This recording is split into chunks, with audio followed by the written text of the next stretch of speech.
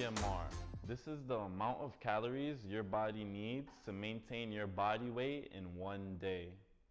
Expanding on this, maintaining the body weight is the survival instinct of all humans. Depending on many factors such as height, weight, gender, age, and body fat percentage, the body needs a certain amount of calories for all basic bodily functions and for the organs to work. Then you have to take into account your physical activity level. There could be someone who is barely active, or someone who is extremely active, or someone who's right in the middle. You can use your BMR as a tool to aid you in your fitness quest. For example, if your BMR is 2,000 calories a day, then by consuming 2,000 calories every day, you will literally stay at the exact same weight you currently are. Now, if we play around with these numbers slightly, it will drastically change the desired outcome. Lower the daily caloric intake by 250 from your BMR, and by the end of the week, you will be in a caloric deficit.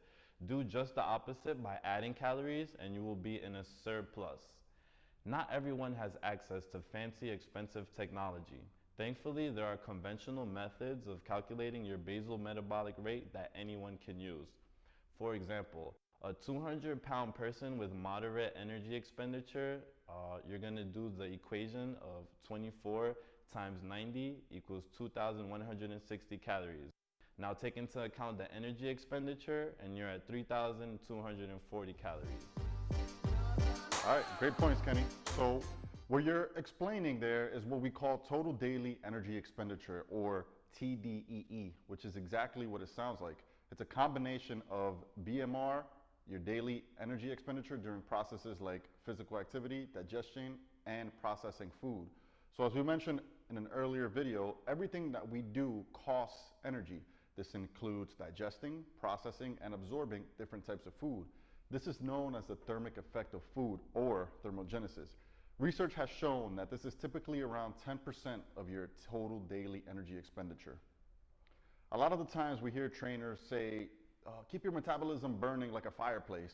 This is kind of mean because your metabolism will speed up when you eat, and the size of the boost will depend on factors such as the types of food eaten. So here are some examples. Protein, it costs the most energy to use and store, followed by carbohydrates and then dietary fats. So we'll get into the macronutrients in the next video today.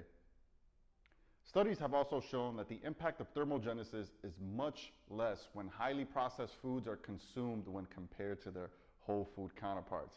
So this can be one of the contributing factors to the obesity pandemic, because a diet of mostly processed foods results in less energy expenditure than one in rich whole foods. So we can see that it would be easier to accidentally overeat. How much food you eat in one sitting. Smaller foods will result in smaller increases in energy expenditure, and larger meals will result in larger increases. Genetics will also most definitely play a role as well. Some people will simply have a naturally faster metabolism than others, but let's not use this as an excuse. How can you calculate your TDEE? I want you to refer to the PDF provided and use some of the links.